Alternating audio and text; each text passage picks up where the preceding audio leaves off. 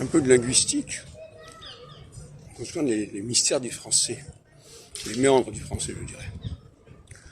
Je dirais que la voyelle féminise le masculin. Avec deux exemples.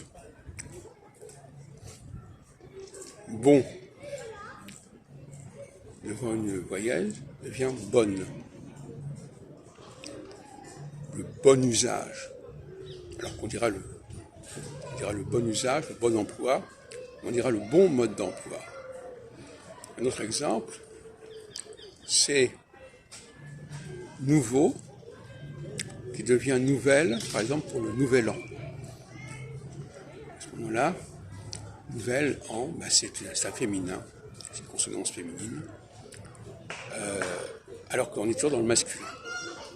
Donc là, avec la voyelle, c'est une sorte d'interface qui permet de basculer du masculin vers le féminin.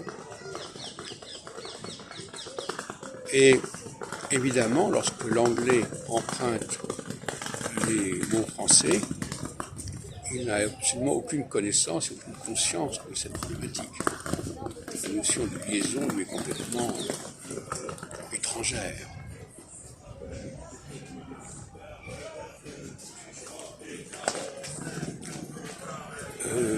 Beaucoup de Français d'ailleurs ignorent cette règle qui, au bon, qui vient de bonne, ils le connaissent, mais surtout ils ne connaissent pas très bien le passage du U au L. Beau devient belle, par exemple. Et en réalité, on va dire un bel homme. Donc ça peut être un petit peu déconcertant comme problématique.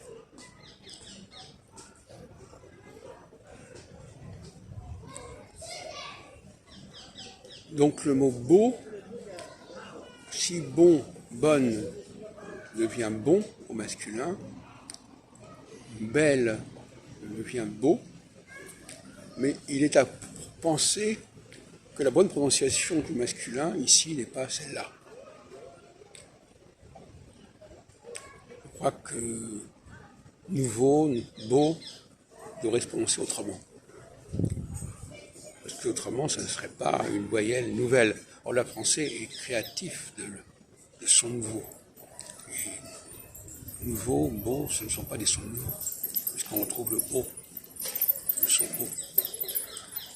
Et il faudrait plutôt chercher, peut-être dans certaines expressions d'ailleurs empruntées par l'anglais, comme par exemple vu, PUE qui devient en anglais view, peut-être que ça correspond à la prononciation d'origine du français. Enfin, on en reparlera.